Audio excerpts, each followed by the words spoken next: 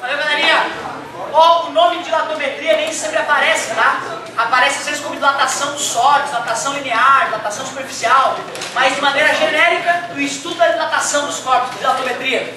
Outro perigo, o cara fala em dilatometria, o cara tende a pensar a coisa dilatando, mas pode também encolher, né? Certo? Pode ser então uma contração e não só uma dilatação.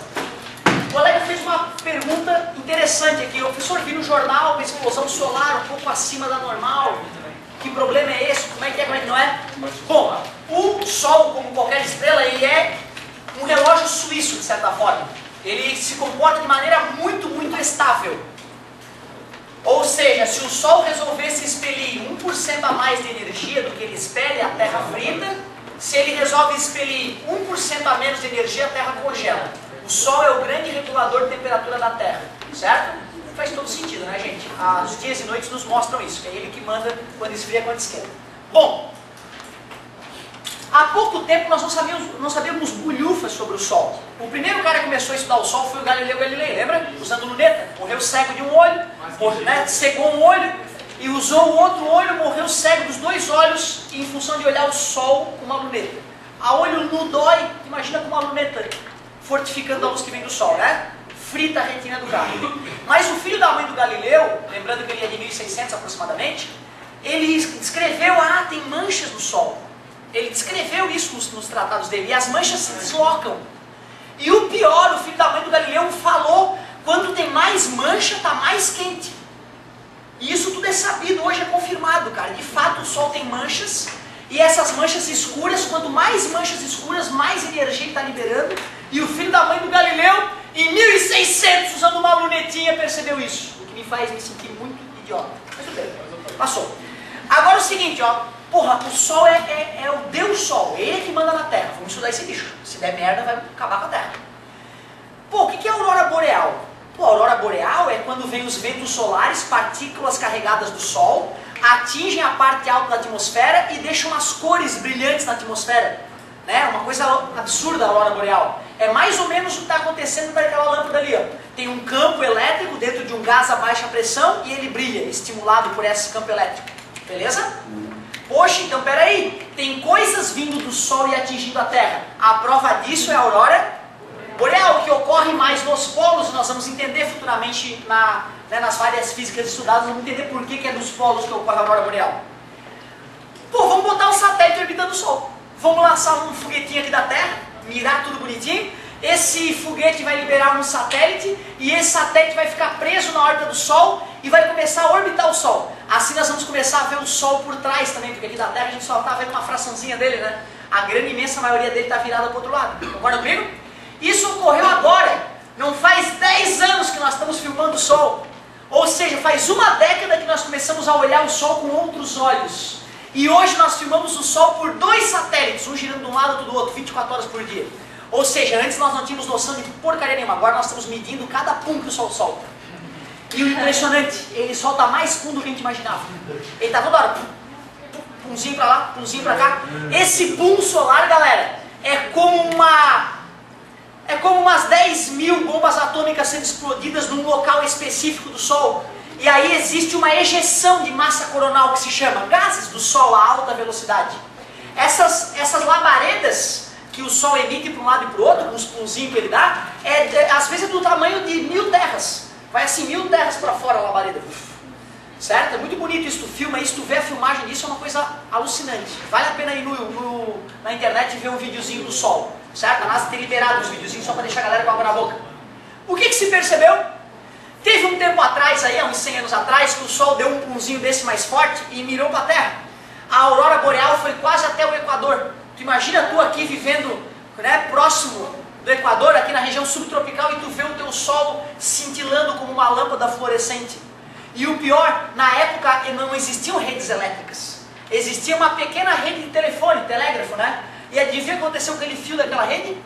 Queimou. Mostrou que aquela coisa que veio do Sol fez alguma coisa acontecer no fio que torrou o fio. Pô, cara, mas hoje o mundo inteiro está conectado com o fio. Vai que hoje o Sol solta um punzinho desse. Vai fritar a rede elétrica do mundo. que vai demorar décadas para ser substituída. E a sociedade vai ficar sem energia elétrica durante anos. Significado disso, a sociedade não vai ser como nós conhecemos mais. Do dia para a noite a gente pode virar um caos e a barbárie pode se abater sobre a Terra. Isso tudo porque a gente ainda não estudou o Sol direito. Por isso que agora está vindo notícias sobre o Sol toda hora. Porque agora que nós estamos estudando o Sol, agora todo dia vai aparecer uma notícia nova, descobriu tal coisa, descobriu tal coisa. E qual é a nossa preocupação? Começar a descobrir a chance do Sol dar pum aqui virado para a gente poder desligar a nossa rede elétrica e ela não fritar. E aí a gente conseguir manter a nossa sociedade minimamente organizada, certo? Só tendo que combater os políticos corruptos aqui no Brasil, certo? Caso aconteça isso, nós não vamos nem se importar com os corruptos, porque vai virar barbárie, os empregos vão desaparecer, as fábricas, as indústrias, tudo vai desaparecer e aí o caos vai se abater sobre a Terra. É importante estudar o Sol? É fundamental, mas não é para ter pânico, tá, gente? Até porque a Terra já está aqui com a vida sendo desenvolvida há alguns bilhões de anos, né? E está tudo muito pacífico por enquanto. Outra coisa que é importante entender, a maioria das pessoas velhas, quando vem as notícias atuais, elas acham que o mundo está acabando. Né? É muito comum isso, vai dizer que não. Meu Deus, terremotos. Meu Deus, vulcões. Ô, gente, vocês sabem da deriva continental? Geografia, já viu deriva com os continentes boiando no mar de lava e se deslocando? A deriva continental acabou? Ela vai acabar? Nós estamos vivendo um período de glória. Pô, cara, os continentes estão em deriva continental, rachaduras, vulcões, terremotos. E o mundo está todo inteirinho ainda. Porra, é a glória, nós estamos vivendo um marasmo. A barbárie pode acontecer a qualquer momento, né? Mas tem que ter confiança que está tudo muito bem. O leigo que não entende a história da evolução do planeta acha que, olha, deu um terremoto. Vai dar terremoto sempre. E a tendência é piorar cada vez mais. Lembra? Os continentes estão se mexendo, galera. Nós estamos navegando no mar de lava agora. Ou seja, pô, não está nem tremendo essa nossa nave, tá show. Certo? Então a galera que não entende da história geológica do mundo acha que o mundo está acabando. Dizer que o cara é ignorante, ele não entende nada da vida. Tá beleza? Cuidado, tu que é um pouquinho mais sabido, já sabe. Porra, que era geológica fantástica essa, hein? Né? E que lugar fantástico esse, hein? O máximo que aconteceu até hoje é um vulcãozinho ali do Chile jogou umas cinzinhas pra nós aqui um dia desse, né? Tu lembra disso? O cara disse que não, o leigo, o quê? Isso é mentira, é uma fábrica aí deu merda na chaminé. Até parece que a fumaça que a cinza do vulcão chileno vai chegar no Brasil. É o leigo ele não entende, mas a gente tem foto de satélite vendo a fumaça chegando, né, cara? Não tem jeito, tu lembra? Vocês chegaram a ver a cinza no chão da tua casa que veio do vulcão lá do Chile? Fecharam esse luz porque dava pra gente ficar na turbina do avião assim. Isso, tu vê, cara, isso é a prova de que o planeta ele é bizarro e ele tá calminho, tá super tranquilo, tá gostoso de viver. Nunca foi tão bom viver. Show de bola, tá? Só pra tu não achar que o mundo tá acabando, beleza? Ó, dilatometria. Peraí. Temperatura mede. E quanto maior a temperatura, maior a agitação. A eletrosfera do átomo incha e o átomo ocupa mais. E o átomo, ele é uni-, ou tridimensional? Ele é uma esferinha, né? Se ele estiver isolado do mundo, ele é uma esferinha, né? Ele é tridimensional. Então, quando eu esquento um átomo, ele aumenta em 1, 2 ou 3 dimensões. Ele fica mais largo, ele fica mais alto e ele fica mais espesso aí para vocês também, não é? Então, na prática, toda dilatação que existe é em 3 dimensões. Sempre que eu esquento um objeto, essa dilatação ocorre para todos os lados, concordam comigo? Mas ela ocorre uniformemente para todos os lados ou para um lado? Exatamente, é isso que nós vamos perceber, que não é assim uniforme, que tem uma dependência essa dilatação que ocorre. E para começar bem simples, eu vou imaginar apenas um fio esticado, um fio de, por exemplo, de cobre esticado. Se eu for analisar o fio, eu vou ignorar que ele, quando for aquecido, ele vai ficar mais grosso. Beleza? Porque eu estou preocupado apenas com o aumento de comprimento. Eu vou chamar de L0 o tamanho inicial do fio. Isso ocorria numa temperatura inicial T0. Eu botei esse fio esticado num forno e o forno aqueceu o fio. Tu concorda que cada átomo do fio vai começar a vibrar mais? Cada átomo do fio vai dar uma crescidinha. E por isso, ao medir o fio após o aquecimento, eu percebo que ele tem um comprimento L, maior que o comprimento inicial. É aceitável essa mudança de tamanho pelo que nós já estudamos? Se nós entendemos o que é temperatura, se nós conseguimos visualizar o átomo, é fácil entender por que aumenta. Então é esperado com o aquecimento haver aumento das dimensões do corpo. E eu quero aprender com vocês aqui é calcular esse tanto que aumentou. Já que é uma variação de comprimento, é o final menos inicial, por isso que a gente chama de delta L. Para calcular o delta L, se eu tenho um fio antes e depois, eu faço o final menos inicial. Mas eu não quero te ensinar a calcular dessa maneira, porque dessa maneira eu estou obrigado a ir para o laboratório, botar o fio no forno, usar aquele aparelho que mede com grande precisão, o micrômetro, lembra? Micrômetro. Nunca te falei de micrômetro? Não. Isso, do cabelo, o amigo lembrou que dá pra medir a espessura do cabelo de uma pessoa e ele tem que estar de quem é o cabelo, só pela espessura do cabelo. É um aparelho caro, 5 mil reais, não dos melhores, pequenininho. É um aparelho ruim de usar, difícil de usar. Ou seja, eu não quero que tu vá pro laboratório para calcular o delta L. Eu quero que tenha uma matemática para tu usar e tu, ó, pode botar no forno que vai dilatar tanto. Como? Podemos dizer que nós vamos arrumar uma maneira de calcular essa dilatação. Né? A gente não usa a palavra capacidade, mas intuitivamente poderíamos dizer que sim. Ô galera, olha só.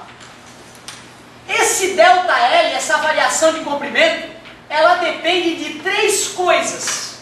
Intuitivamente, quais são essas coisas? Vamos ver. Pô, já que é dilatometria, já que a gente está falando de temperatura, é natural o cara levantar essa hipótese. Temperatura, né, professor? Claro. Mas o importante não é a temperatura. Não é a temperatura. É a variação. Depende da temperatura inicial e da final. Então, sem dúvida nenhuma, esse delta L, ele vai estar relacionado com o delta T. Mas além do delta T, o que tu acha mais que interfere? O tipo de material. Esquentar um fio de cobre, um fio de alumínio, certo? Ou um fio de barbante, um barbantezinho, deve dilatar diferente, né? Nós vamos representar a característica do material com a primeira letra do alfabeto grego. Então deixa eu até tirar esse alfa daqui, botar uma setinha, e vou chamar de alfa.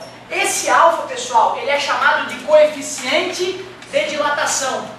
Coeficiente de dilatação. E já que a gente está trabalhando com dilatação linear, eu vou chamar ele de coeficiente de dilatação linear, para ser bem justo. E o que mais?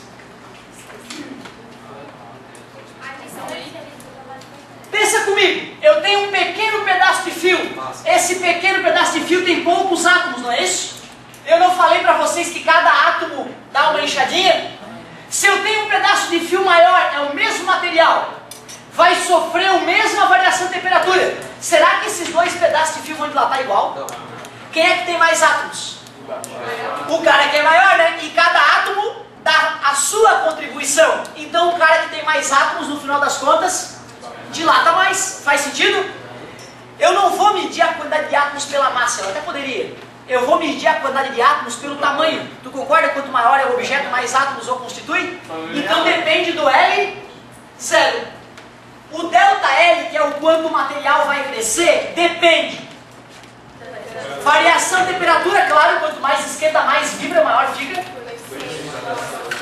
Bonito ter falado o nome completo, coeficiente de dilatação linear, que tem a ver com o tipo de material e do tamanho inicial, o comprimento inicial. E olha galera, é bem prático pessoal, é só multiplicar na verdade. Pega o L0, multiplica pelo coeficiente, multiplica pela variação de temperatura e pronto, tu já consegue descobrir o quanto o corpo cresceu.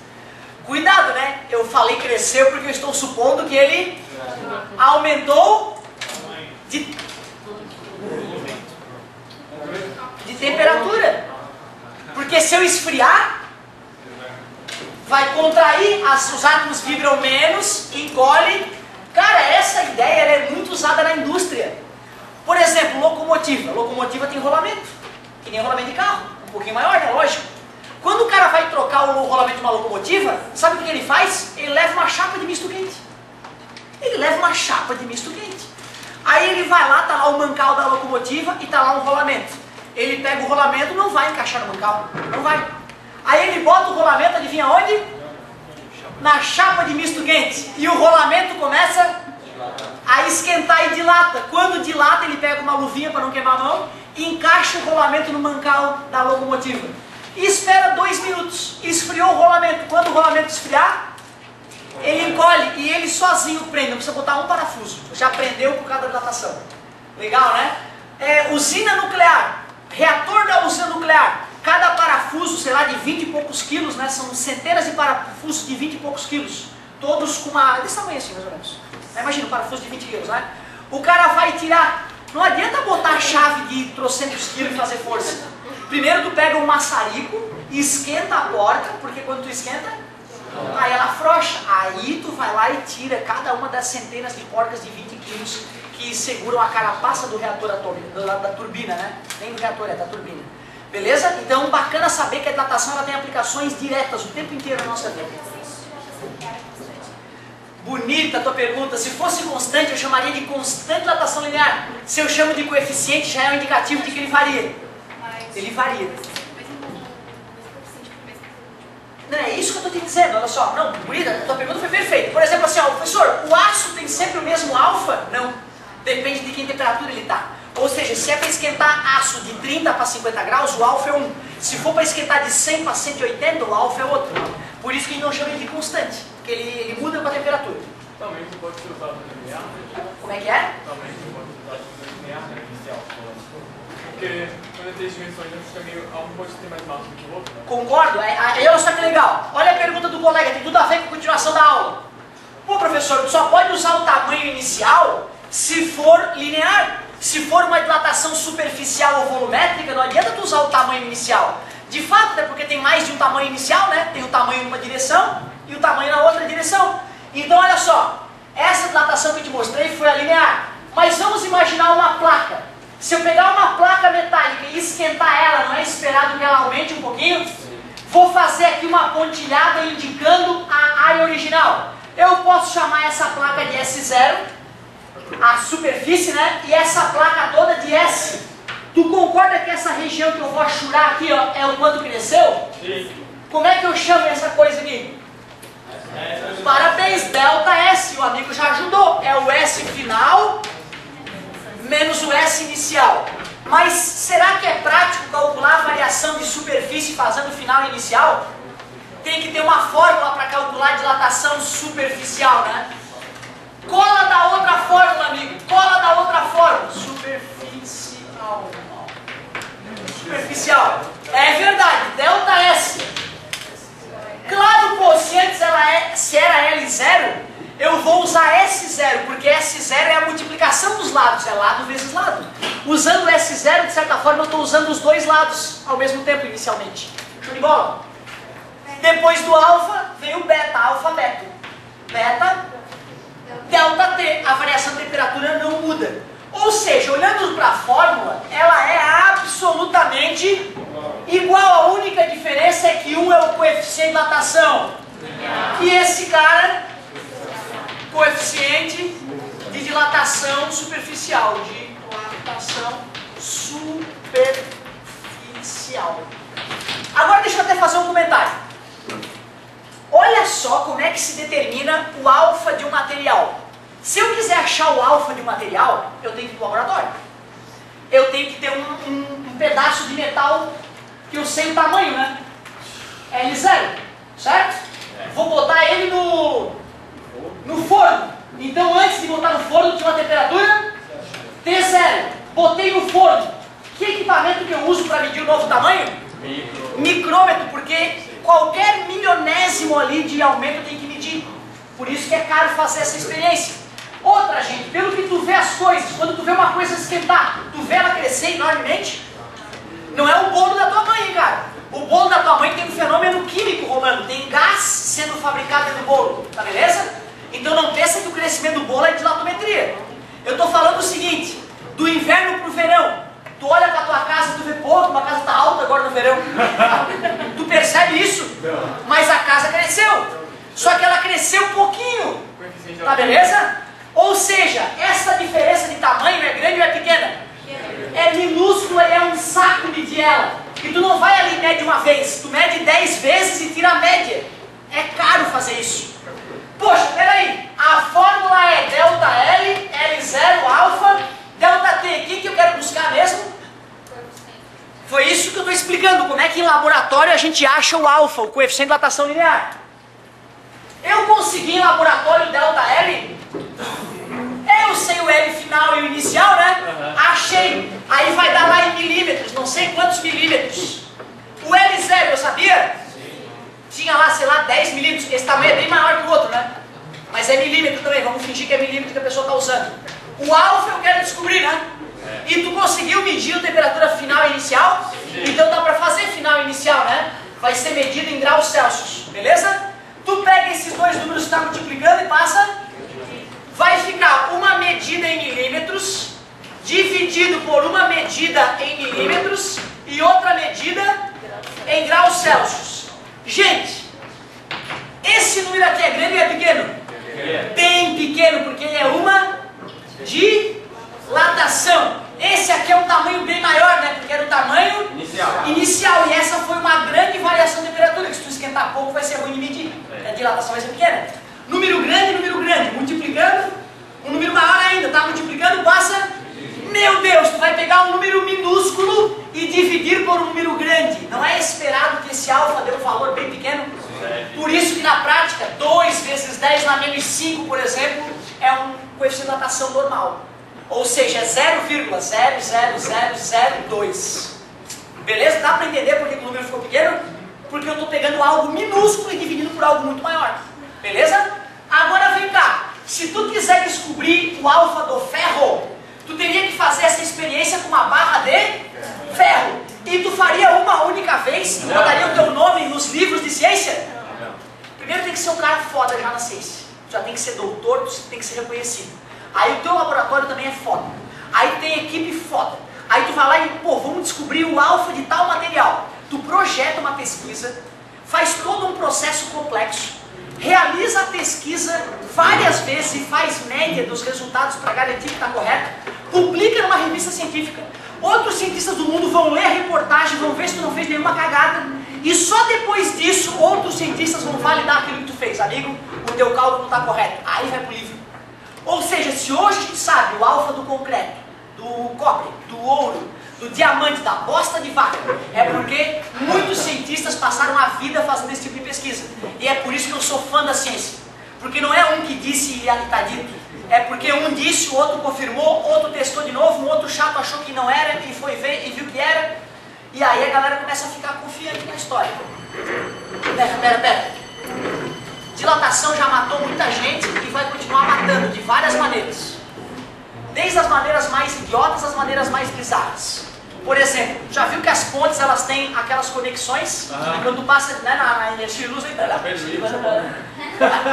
passa lá na pontezinha e dá aquela mexidinha, né? Se tu olhar com calma quando passar de carro lá, tu vai ver que é um engate que está até fotografado na apostila para vocês. Por que tem aquele engate? É para a ponte no inverno se contrair e no verão dilatar sem quebrar.